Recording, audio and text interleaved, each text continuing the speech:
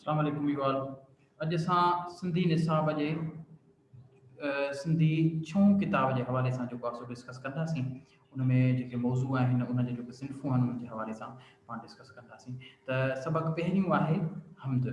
हाणे हिन जो जेको मौज़ू आहे उहो हम्द आहे ऐं हिन जी जेकी बनावट आहे शाह अब्दुल लतीफ़ भेॾाही रहमतुल्लाह अलैह जिन जा बेत आहिनि। त असां हिन जो अगरि तव्हां मां मिसाल जी ॻाल्हि आहे हिन मां हिन चैप्टर मां को जेको आहे सो बेत अचे त असां हुनखे बेत चवंदासीं। मिसाल जी ॻाल्हि आहे अवल आलिम आला आलम धणी क़दर पंहिंजी कुदरत सिंह क़ाइमा क़दीम वाली वाहिद वहदहू राज़िक़ रब रहीम सो सारा ऐं सचो धणी चए हमद हकीम करे पाण करीम जोड़ियूं जोड़ जहान जी।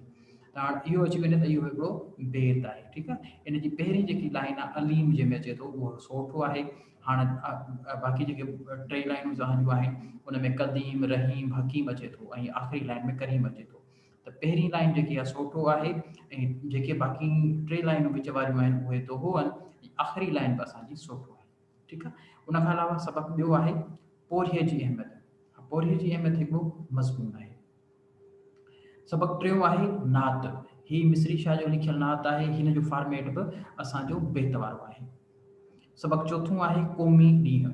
हिन जो फॉर्मेट जेको आहे हिन में तव्हां ॾिसो था मकालमा आहिनि बकार उस्ताद त ही हिकिड़ो ड्रामो आहे। सबक़ु चोथों क़ौमी ॾींहुं हिकिड़ो ड्रामो आहे।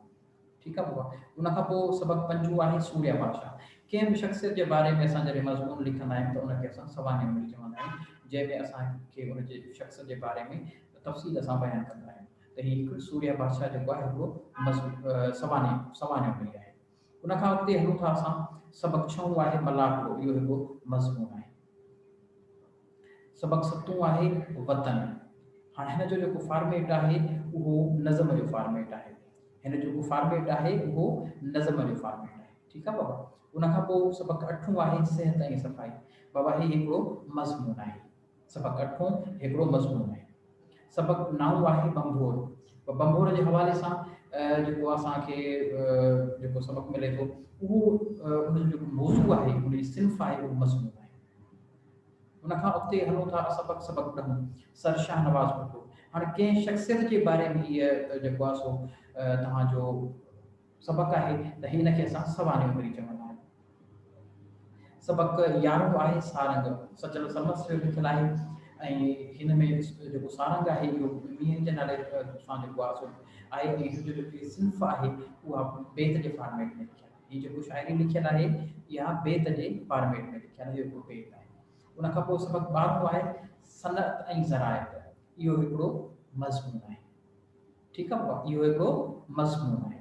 उन खां पोइ असां अॻिते हलूं था सबक़ु तेरहों आहे इस्लामी सरबराह कॉन्फ्रेंस। इस्लामी सरबराह कॉन्फ्रेंस इहो हिकिड़ो मज़मून आहे। उन खां अलावा अॻिते हलूं था सबक़ु चोॾहों आहे आसमान।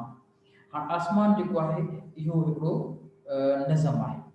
इहो हिकिड़ो नज़म आहे। इन जी बनावट जेकी आहे सो मुख़्तलिफ़ घाणियुनि में हिन लिखियो आहे पर हिन जो जेको बुनियादी फॉर्मेट आहे उहो नज़म आहे। ठीकु आहे बाबा। सबक़ु 15 आहे एम.एच. ख्वाजा।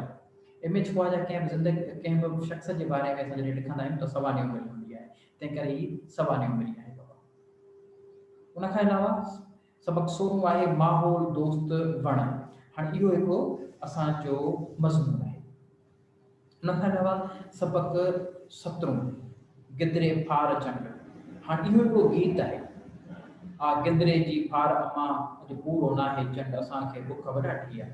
ॾाढो कण जो धार अमां ही तारा तारा मंड असांखे बुख वॾाठी आहे। हाणे बाबा इहो छा आहे हिकिड़ो गीत जे फॉर्मेट में लिखियलु आहे। उन खां पोइ अचे थो मुबल राणी जी कहाणी। हाणे इहा लोक कहाणी आहे। लोक कहाणी ऐं कहाणी में हिकिड़ो फ़र्क़ु हूंदो आहे। लोक कहाणी उनखे चइबो आहे जेकी आम माण्हुनि जी जोड़ियल हुजे। हिकिड़ी सची कहाणी आहे पर असां उहा सदरी रवायत में माना माण्हुनि जे वाता ॿुधी आहे। हाणे मुमल राणी जो किसो तव्हां पंहिंजे ॾाॾे खां ॿुधो हूंदो, पंहिंजे वालिद साहिब खां ॿुधो हूंदो, पंहिंजे पड़राड़े खां ॿुधो हूंदो। अहिड़ी तरह असांजो जेको सदरी रवायतूं नसल दर नसल असां ॿुधंदा था अचूं उन्हनि खे असां लोक कहाणी चवंदा आहियूं। ठीकु आहे। छो त जोड़ींदड़ आम माण्हू आहे, ॿुधाईंदड़ आम माण्हू आहे। सबक़ु 19 आहे बेगम सोगरा हिदायतुल्ला। हाणे इहो कंहिं शख़्सियत जे बारे में लिखियलु आहे तंहिं करे असां हिनखे चवंदा आहियूं सवाने उमिरि आहे। ठीकु आहे। उन खां पोइ सबक़ु 20 आहे सखर जो सेर।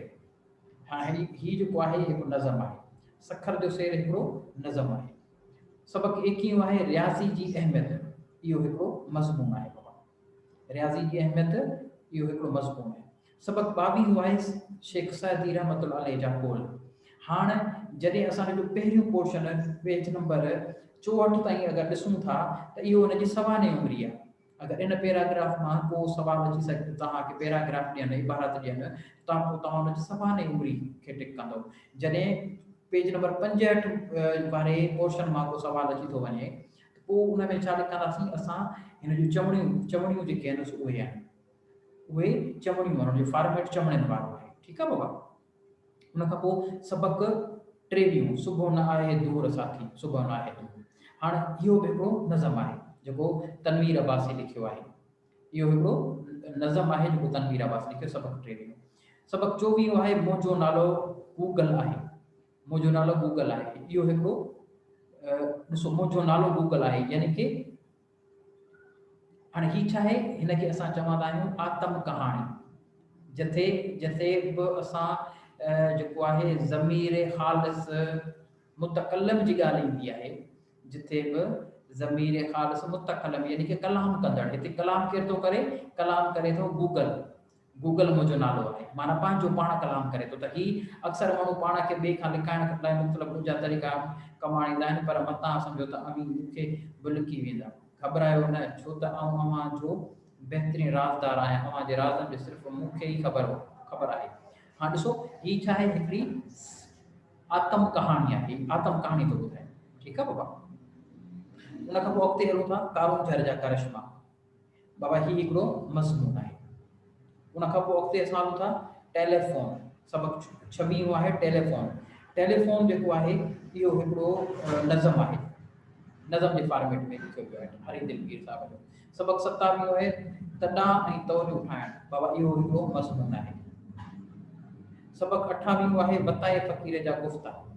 वताए फ़क़ीर जा गुफ़्ता। हाणे ॾिसो हीउ छा आहे असांखे हिन जी ज़िंदगी जे बारे में पहिरीं पहिरीं असांखे ॼाण मिले थी त असां छा चवंदा आहियूं हीउ हिकिड़ो सवाने उमिरि आहे। असां हुन जे सवाने जे बारे में ॿुधायूं पिया। ठीकु आहे बाबा। उन खां पोइ सबक़ 29 आहे सबक़ 29 जेको आहे इहो मुखम्मस जे फॉर्मेट में लिखियल आहे छो त हर बंद में 5 लाइनूं आहिनि।